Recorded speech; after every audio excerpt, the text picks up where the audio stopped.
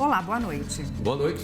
Na sessão plenária desta quinta-feira, os ministros do Supremo iniciaram a discussão se o prazo de 5 anos previsto para a aplicação da reincidência deve ser considerado pelo juiz ao analisar maus antecedentes. O ministro Marco Aurélio pediu vista do recurso extraordinário, ou seja, mais tempo para analisar o caso.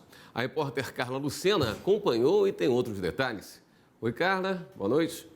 Oi, William, boa noite para você, boa noite a todos. E olha só, esse caso chegou aqui ao STF em 2008. É um recurso que foi apresentado pelo Ministério Público de Santa Catarina contra uma decisão do TJ catarinense. O Tribunal de Justiça decidiu não considerar como maus antecedentes uma condenação anterior de um réu. Inclusive, essa condenação já tinha transitado em julgado, ou seja, não cabia mais recurso e ela tinha sido extinta em 1999. Para o Ministério Público, os maus antecedentes deveriam sim ser levados em conta agora, na nova condenação em que ele estaria ali sendo submetido. Aqui no plenário do STF, os ministros fizeram uma discussão sobre as diferenças que existem entre reincidência e maus antecedentes. A maioria dos ministros que já votou indicaram que há sim uma série de diferenças entre esses dois instrumentos. Como o ministro Marco Aurélio pediu vista, não tivemos aí o resultado desse julgamento que vai voltar ao plenário do STF para o voto dele e também o voto dos demais ministros que ainda não votaram. Mas agora vamos acompanhar na reportagem como foi o início desse julgamento.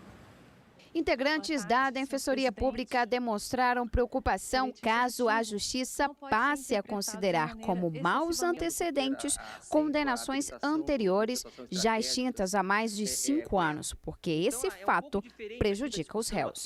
Ainda que ele tenha cumprido a pena, é muito difícil para o egresso superar a pecha da condenação. Por vezes, na vida real, ele nunca consegue afastar o estigma. Hoje, aqui, Vossas Excelências podem impedir que essa estigmatização, que essa rotulação, ela ganhe espaço, ela prospere também no âmbito do processo penal constitucional. Já os representantes do Ministério Público defenderam que no sistema de dosimetria, ou seja, quando o juiz faz o cálculo da pena, devem sim ser observadas outras condenações, mesmo passados 5 anos da extinção. Maus antecedentes são exclusivamente hoje olhados como decisões judiciais transitadas em julgado. Se a decisão judicial transitada em julgado for a mesma para a reincidência e para os maus antecedentes, esta decisão tornará os maus antecedentes uma letra morta da lei. Aquilatando-se este réu é diferente de outras pessoas que praticam crimes de mesma natureza. É alguém que matou mais vezes, que outras vezes, que atentou contra a vida de terceiros outras vezes.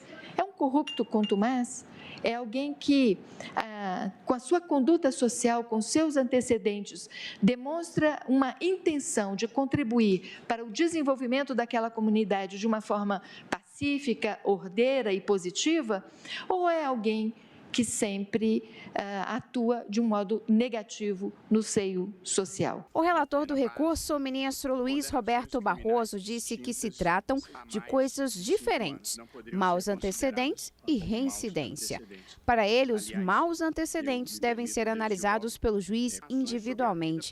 Já sobre o caso do recurso extraordinário de Santa Catarina, o ministro decidiu que o réu não pode ter a pena aumentada pelos fatos anteriores estarem distantes no tempo. Dizer que o juiz não pode considerar os maus antecedentes depois de 5 anos significa que ele não pode levar em conta situações específicas daquele réu. Eu estou julgando procedente, em parte, o pedido, por discordar da tese de julgamento e vou substituí-la por outra. Mas não estou agravando a pena do réu por entender que este não é o caso aqui. A maioria dos ministros que votou nessa quinta-feira acompanhou o relator. Os maus antecedentes devem ser analisados dentro de outras características, de outras circunstâncias judiciais, para exato cumprimento do princípio da individualização da pena. Considerar ou não aquelas condenações já que foram impostas há mais de 5 anos como maus antecedentes. Ele não deverá necessariamente utilizá-las ou considerá-las ou reputá-las maus antecedentes. É preciso que se distingam as situações, e o direito penal é isso, mais que em todos os ramos, talvez, do direito. Cada situação haverá de ser considerada e punida rigorosamente nos termos apresentados. O ministro Ricardo Lewandowski foi o único a julgar todo o recurso improcedente. Nós estamos retrocedendo em matéria de direitos e garantias do cidadão, especialmente daquele que se encontra sob a custódia do Estado juiz. O exemplo recente é o retrocesso, ao meu ver, da data vênia que se operou aqui no Supremo Tribunal Federal, espero que ainda provisório, no sentido de acabar com aquela cláusula, que me parece uma cláusula pétrea, que é exatamente a presunção de inocência, que veda que se encarcere um cidadão antes do trânsito em julgado, salvo aquelas hipóteses excepcionais da prisão preventiva ou da prisão cautelar. E a consultora jurídica da TV Justiça, Karina Zucoloto, tem outras informações da sessão plenária de hoje. Karina, boa noite. Boa noite, William. Boa noite, Karina. Boa noite, Érica. Logo depois do intervalo, os ministros julgaram habeas corpus, né? Mas concederam uma ordem de ofício. Como é que foi? Exatamente. O habeas corpus de ofício é uma possibilidade quando aqueles argumentos que são trazidos no habeas corpus não são analisados por aqueles fundamentos, mas em razão de outros fundamentos, os ministros podem, os juízes, no geral, no Poder Judiciário, podem conceder essa ordem de ofício em razão de alguma outra fundamentação. Foi exatamente isso que aconteceu. Nesse caso, tratava-se de um habeas corpus de uma pessoa condenada a 33 anos, a princípio, de prisão no regime fechado em razão de um estupro, mas que na segunda instância acabou sendo reduzido para 22 anos e 8 meses. Isso tudo por quê? A grande discussão nesse habeas corpus era saber se o artigo 9º da Lei dos Crimes Hediondos, que tem uma relação direta com o artigo 222 do Código Penal, que tratava de uma presunção de inocência, deveria prevalecer aquela causa de aumento de pena.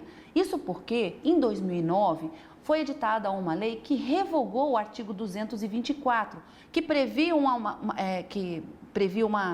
presunção de violência em algumas situações em que se aplicava aqui, porque houve uma diminuição da resistência da vítima, ela foi atingida com um pedaço de madeira, inconsciente, foi estuprada, e que a Defensoria Pública alegava um bis in idem, ou seja, a aplicação da violência para a condenação em 2 momentos. Na fase inicial, considerando a presunção de violência do 224, e também da Lei dos Crimes Hediondos no artigo 9º.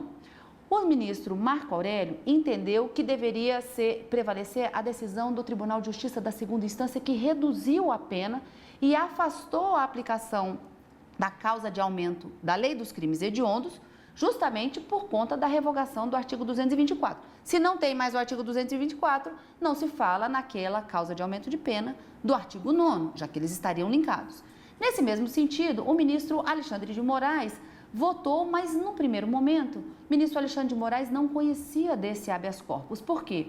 Porque ele contestava uma decisão monocrática da ministra Nancy Andrighi do STJ e, de acordo com uma súmula aqui do Supremo, o ministro entendia que ele não seria cabível, mas concedeu a ordem também, assim como o ministro Marco Aurélio, de ofício, para aplicar a lei mais favorável.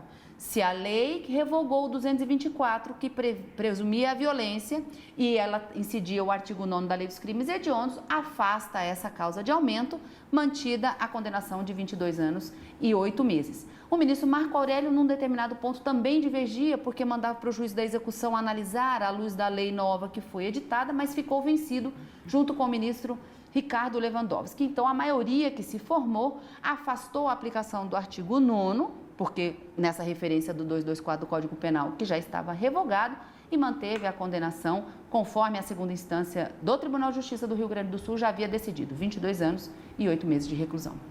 Obrigada, Karina, pela participação. Eu que agradeço. Até semana que vem. Até.